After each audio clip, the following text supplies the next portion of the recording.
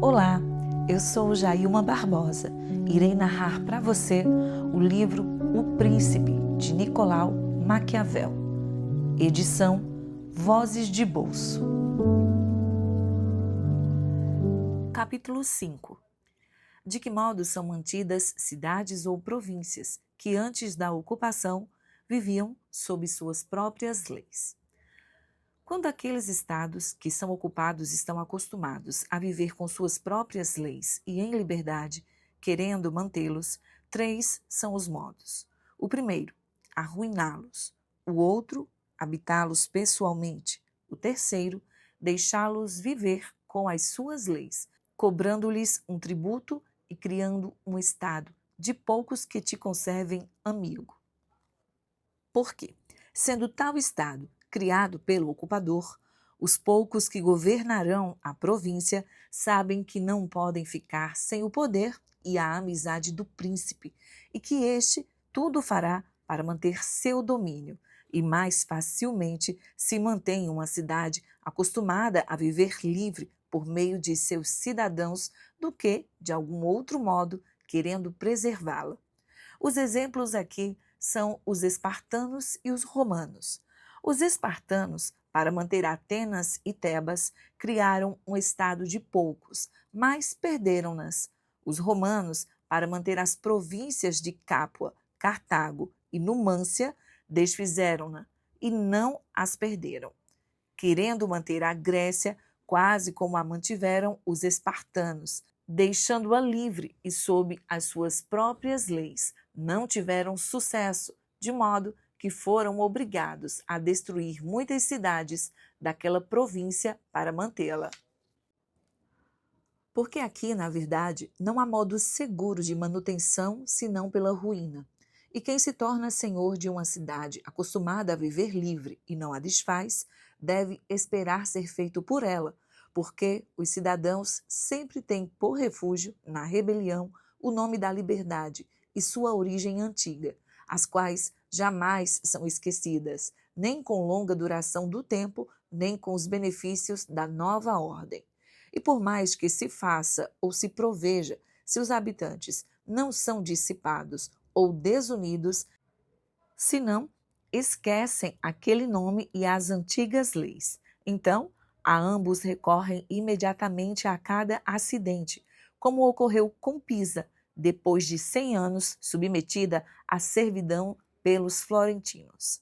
Mas quando as cidades ou as províncias estão acostumadas a viver sob o comando de um príncipe e seu sangue tenha sido apagado, sendo de um lado os populares acostumados a obedecer e não havendo de outro lado o príncipe hereditário, observa-se que não conseguem um acordo entre si para escolher um substituto e que não sabem viver em liberdade, de modo que são os últimos a pegarem armas, e com mais facilidade pode um príncipe ganhar sua confiança e assenhorar-se deles.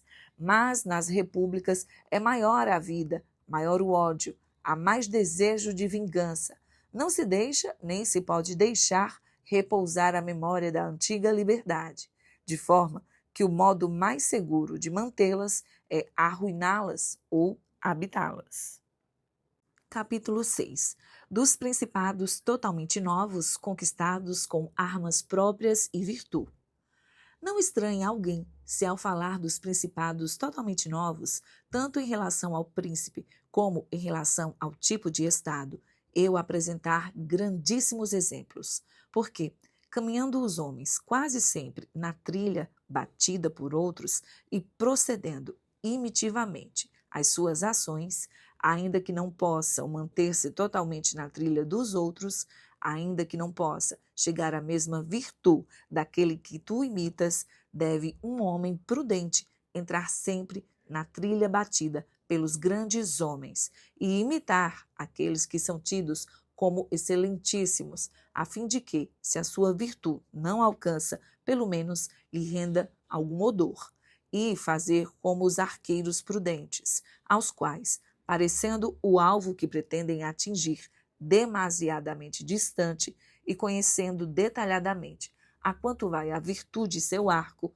apontam a mira mais acima do local destinado, não para alcançar tamanha altura com sua flecha, mas para poder, com a ajuda da sua mira alta, atingir seu próprio alvo. Digo, portanto, que nos principados totalmente novos, onde há um novo príncipe, encontra-se mais ou menos dificuldade na sua manutenção, segundo a maior ou menor virtude de seu ocupador. E porque esse evento de tornar-se de pessoa privada príncipe pressupõe ou virtude ou fortuna, parece que uma ou outra dessas duas coisas atenuaria, em parte, as dificuldades. No entanto, aquele que depende menos da fortuna tem se mantido mais longamente. Gera ainda facilidade o fato de que o príncipe ter que, por não possuir outros estados, habitá-lo pessoalmente. Mas referindo-me àqueles que pela própria virtude e não pela fortuna tornaram-se príncipes, afirmo que os mais excelentes são Moisés, Ciro, Rômulo, Teseu e semelhantes. Ainda que de Moisés não se deva falar aqui, sendo somente um mero executor das coisas que lhe eram ordenadas por Deus, também deve ser admirado somente por aquela graça que o fazia digno de falar com Deus. Mas falemos de Ciro e dos outros que têm ocupado ou fundado reinos. São todos admiráveis, e se examinarmos suas ações e suas decisões particulares, veremos que não discrepam das de Moisés, que tinha tão grande preceptor.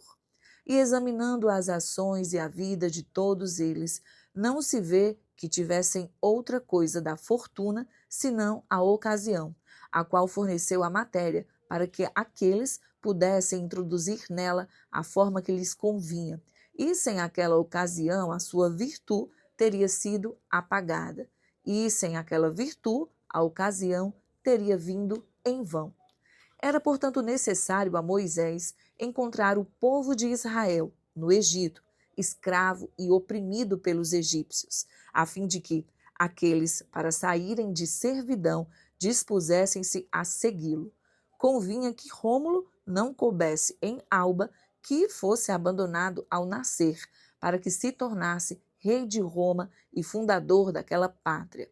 Precisava que Ciro encontrasse os persas descontentes com o império dos Medas, e os Medas moles e efeminados, devido a uma longa paz.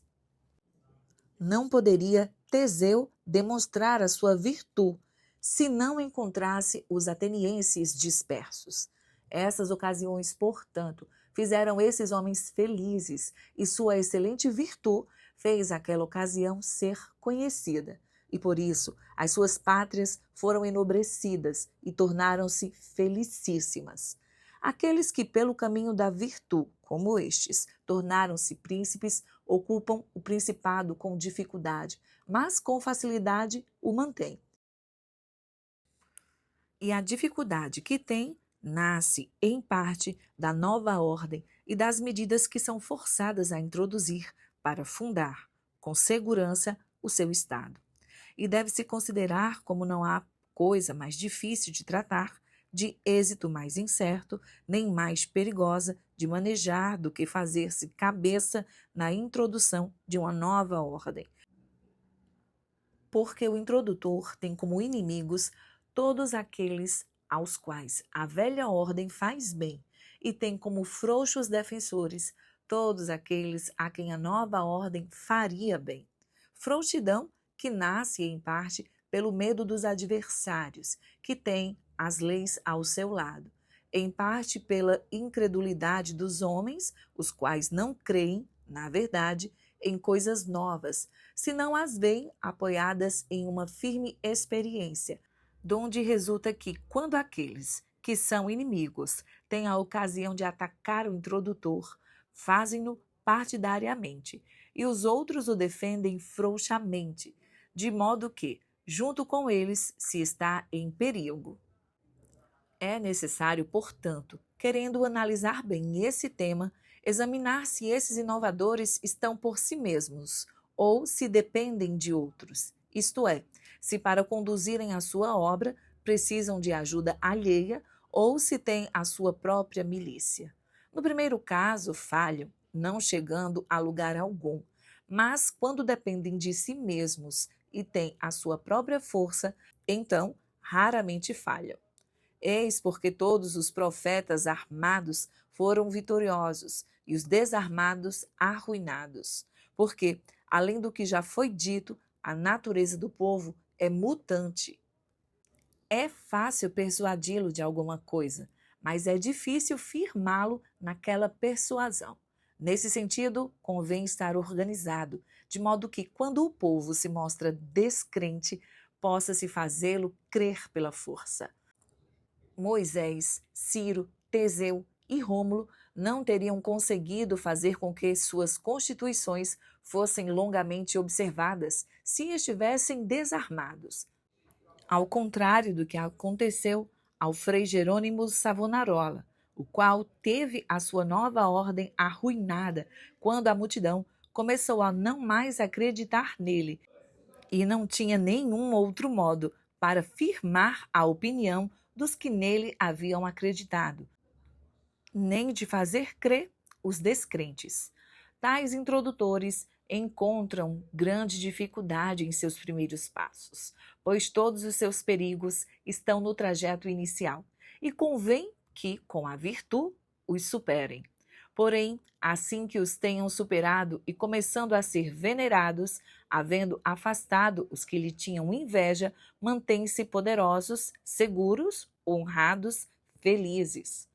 A esses altos exemplos quero acrescentar um exemplo menor, mas ainda proporcional aos maiores, e penso que basta entender todos os outros similares. E este é Hiero de Siracusa, que, de cidadão privado, tornou-se príncipe de Siracusa. Não recebeu outra coisa da fortuna senão a ocasião, porque, estando os siracusanos oprimidos, elegeram-no para seu capitão, onde meritou até ser feito príncipe, e demonstrou tanta virtude, ainda como cidadão privado, que dele se dizia: nada lhe falta para reinar, exceto o reino. Como príncipe, dispensou a velha milícia, organizou a nova, abandonou as velhas amizades, fortaleceu as novas e, como então tivesse amigos e soldados que eram verdadeiramente seus, pôde, com tal fundamento, edificar todo o edifício, de modo que lhe custou muita fadiga a ocupação do principado e pouca a sua manutenção. Capítulo 7. Dos principados totalmente novos, conquistados por meio das armas alheias e da fortuna. Aqueles que somente pela fortuna tornaram-se de pessoa privada príncipe, com pouca fadiga ocupam o principado, mas com muita o mantêm. E não têm qualquer dificuldade a caminho, porque chegam voando.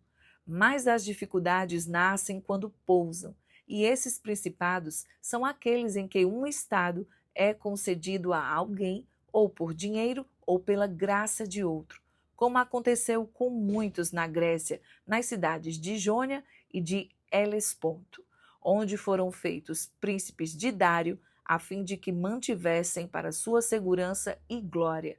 Assim também eram feitos aqueles imperadores, que, de pessoas privadas pela corrupção dos soldados, chegavam ao império.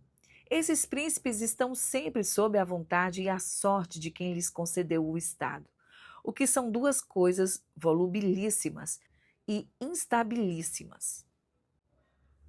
E não sabem e não podem manter aquele posto. Não sabem porque, se não é homem de grande astúcia e virtude, não é razoável que, tendo sempre vivido privadamente, saiba comandar. Não podem porque não tem força que lhes possa ser amiga e fiel.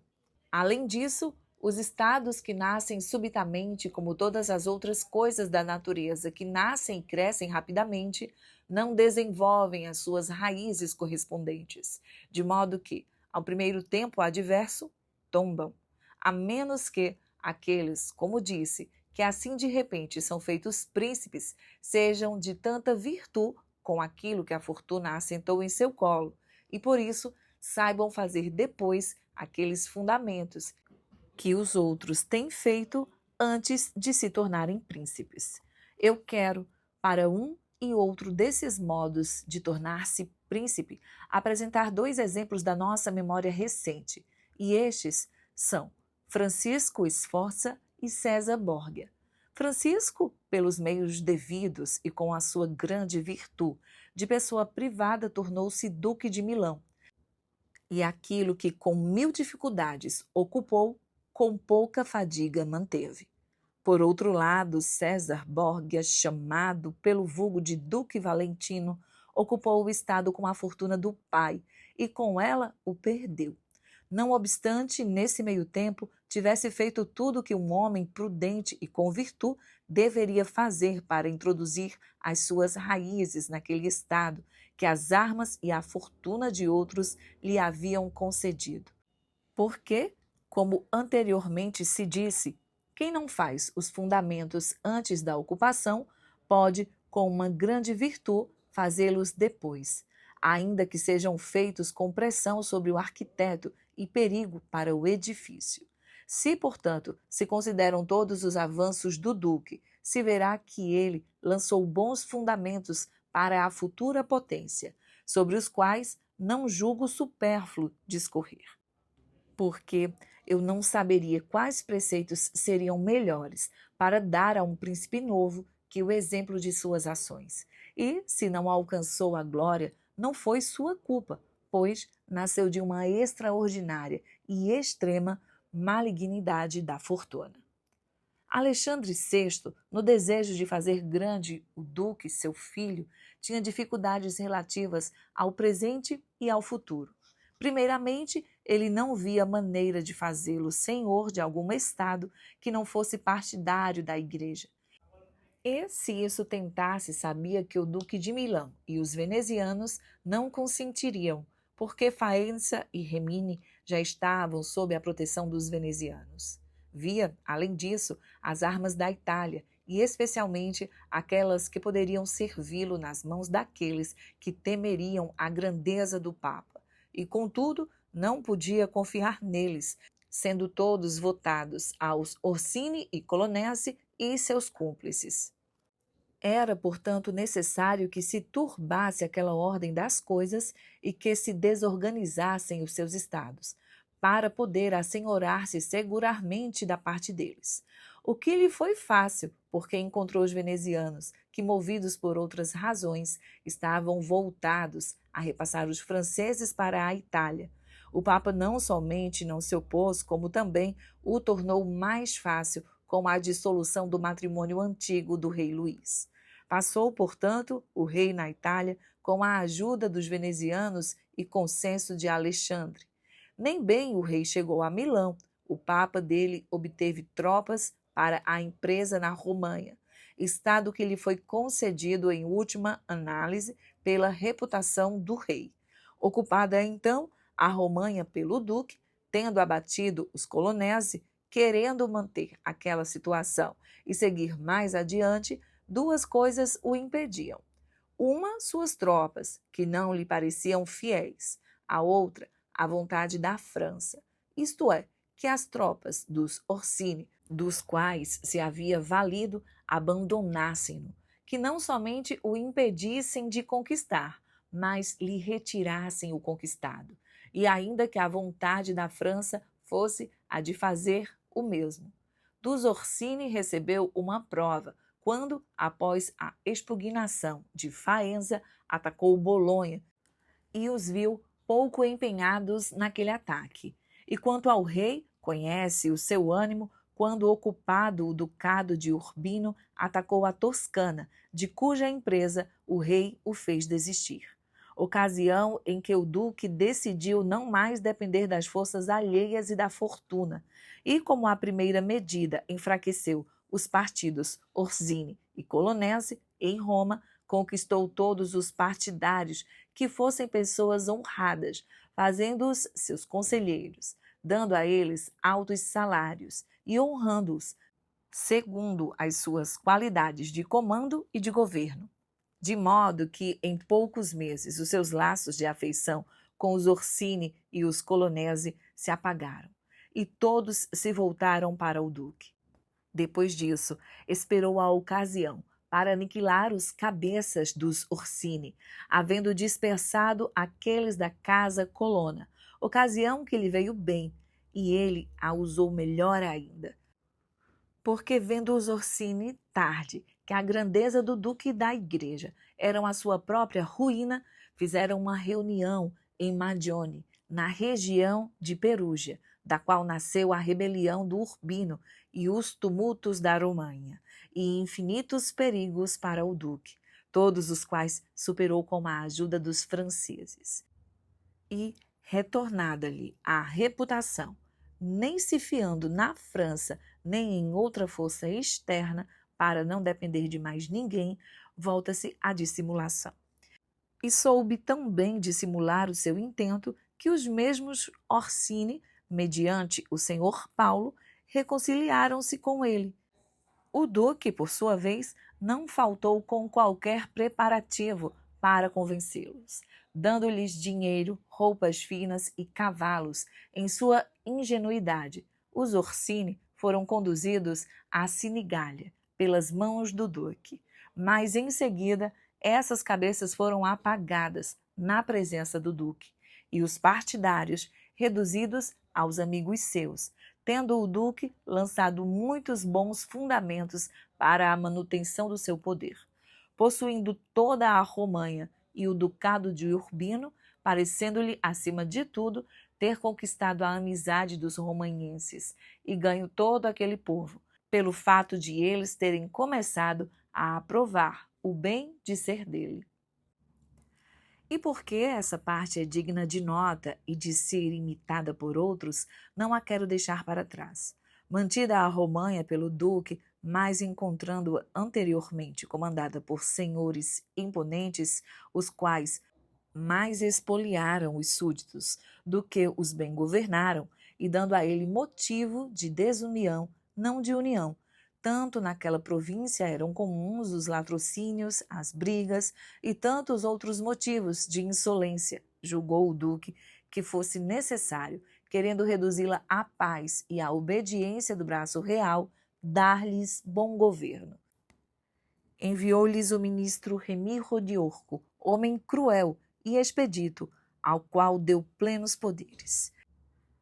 Este, em pouco tempo, a reduz à paz e à unidade, porém com a reputação de homem cruel. Depois o duque julgou não ser necessária, assim, excessiva autoridade, porque temia que se tornasse odiosa, e propôs um tribunal civil em plena província, com um presidente excelentíssimo, onde cada cidade tinha o seu advogado. E porque sabia que a rigorosidade passada tinha-lhe gerado um certo ódio, para purgar os ânimos da população e ganhá-la de vez, queria mostrar que, se alguma crueldade havia sido praticada, não nascera dele, mas da natureza exacerbada do ministro. E, preso sob esse contexto, certa manhã, em Cesena, fez com que o expusessem em 2 pedaços na praça da cidade, com uma estaca de madeira e um cutelo ensanguentado ao lado. A ferocidade daquele espetáculo fez com que a população ficasse ao mesmo tempo satisfeita e estupefata. Mas voltemos de onde partimos. Digo que, encontrando-se o duque de veras poderoso e, em parte, seguro dos perigos do presente, por ter se armado com forças próprias e ter destruído as forças vizinhas que lhe poderiam atacar, restava-lhe, querendo manter o conquistado, o respeito do rei da França, e porque sabia que o rei, o qual já tarde havia se acordado do seu erro, não mais lhe daria suporte. E começou por isso a cercar-se de novas amizades e a vacilar na fidelidade com a França. Na expedição que fizeram os franceses ao reino de Nápoles contra os espanhóis que assediavam Gaeta. E seu propósito era estar seguro perante ambos, o que teria logo alcançado, se Alexandre vivesse. E estas foram suas ações relativas às coisas do presente. Mas quanto ao futuro, ele teria que temer, primeiramente, que o novo sucessor da igreja não lhe fosse amigo e procurasse lhe retirar aquilo que Alexandre lhe havia dado. Do que pensou assegurar-se de 4 modos. Primeiro, apagar todos os sangues daqueles senhores que lhe havia expoliado, para tolher ao Papa aquela ocasião. Segundo, ganhar todos os cavaleiros de Roma, como disse, para poder, através destes, ter o Papa nos freios. Terceiro, reduzir a autonomia do colégio dos cardeais o máximo possível. Quarto, conquistar tanto o império antes que o Papa morresse, que pudesse por si mesmo resistir a um primeiro ataque. Dessas 4 coisas, havia conseguido 3 por ocasião da morte de Alexandre, e a quarta quase, porque dos senhores espoliados destruiu quantos pôde reunir, e pouquíssimos se salvaram. Os cavaleiros romanos o apoiavam, e no colégio tinha grande parte. E quanto ao novo domínio, havia planejado tornar-se senhor da Toscana, e possuía já Perúgia e Piombino, e Pisa havia-lhe pedido a proteção. E como não precisasse mais temer os franceses, e não precisava mais, porque os franceses foram desapossados do reino de Nápoles pelos espanhóis, de modo que a ambos era necessário comprar a sua amizade. O duque ocupou Pisa. Depois disso, Lucca e Siena cederam subitamente, em parte pela inveja dos florentinos, em parte pelo medo. Os florentinos não teriam saída, o que lhe teria sido possível em breve, já que no mesmo ano da morte de Alexandre conquistara tanta força e tanta reputação que podia conduzir-se por si mesmo, e não dependia mais da fortuna dos exércitos dos outros, mas do seu poder e da sua virtude. Porém, Alexandre morreu depois de 5 anos que o duque havia começado a empunhar a espada. Deixou-o somente com o estado da Romanha solidificado, com todos os outros no ar, entre 2 poderosíssimos exércitos inimigos, e ele próprio mortiferamente doente. E havia no duque tanta fibra e tanta virtude, e tão bem conhecia como os homens se ganhavam ou se perdiam, e tão válidos eram os fundamentos que em tão pouco tempo havia construído, que, se não tivesse aqueles exércitos às costas e ele estivesse com saúde, teria vencido a cada dificuldade. E que os fundamentos fossem bons se vê pelo seguinte: a Romanha o esperou por mais de 1 mês. Em Roma, ainda que meio vivo, esteve seguro, e ainda que Baglione, Vitelli e Orsini tenham vindo a Roma, não encontraram seguidores contra ele. Poderia ter feito papa, se não quem quisesse, pelo menos quem não quisesse. Mas, se na ocasião da morte de Alexandre estivesse são, cada coisa lhe seria fácil. E ele me disse, no dia em que foi criado Júbilo II, que havia pensado sobre o que lhe poderia nascer, morrendo o pai, e que para tudo havia encontrado remédio, exceto que não pensou jamais que na ocasião da morte do pai nasceria também a sua própria morte. Recolhendo eu, portanto, todas as ações do duque, não encontro onde repreendê-lo. Antes me parece como o fiz de propô-las como imitáveis a todos aqueles que pela fortuna e com as armas dos outros ascendem ao império. Porque ele, tendo grande fibra e elevados propósitos, não poderia agir de outro modo, e somente se opôs aos seus projetos a brevidade da vida de Alexandre e a sua própria doença, a quem, portanto, julga necessário em seu principado novo assegurar-se dos inimigos, preservar os amigos, vencer ou pela força ou pela fraude, fazer-se amado e temido pela população, seguido e reverenciado pelos soldados, apagar aqueles que podem ou devem ofender, mudar com novos métodos a velha ordem, ser severo e grato, magnânimo e liberal, apagar a milícia infiel, criar a nova, manterá a amizade de reis e príncipes, de modo que te beneficiem com graça ou te ofendam com respeito. Não posso encontrar exemplos mais apropriados do que as suas ações. Somente se pode acusá-lo da criação de Pontífice Júlio, na qual ele fez má escolha. Porque, como disse, não podendo fazer um papa a seu modo, podia impedir que alguns não o fossem, e não deveria jamais consentir o papado àqueles cardeais aos quais havia ofendido, ou que, eleitos papas, deveriam ter medo dele, porque os homens ofendem ou por medo ou por ódio. Aqueles que ele havia ofendido eram entre todos San Piero ed Vincula, Colonna, San Giorgio, Ascânio. Todos os outros eleitos papas haveriam de temê-lo, exceto João e os espanhóis. Estes por laços de parentesco e por gratidão, aquele por poder, pois tinha ao seu lado o reino da França. Portanto, antes de tudo, o duque deveria criar um papa espanhol e, não podendo, deveria consentir que fosse João e não San Piero ed Vincula. E se engana quem crê que, entre os grandes personagens, os novos benefícios fazem esquecer as velhas injúrias. Errou, portanto, o duque nessa eleição, e foi por isso a causa da sua última ruína.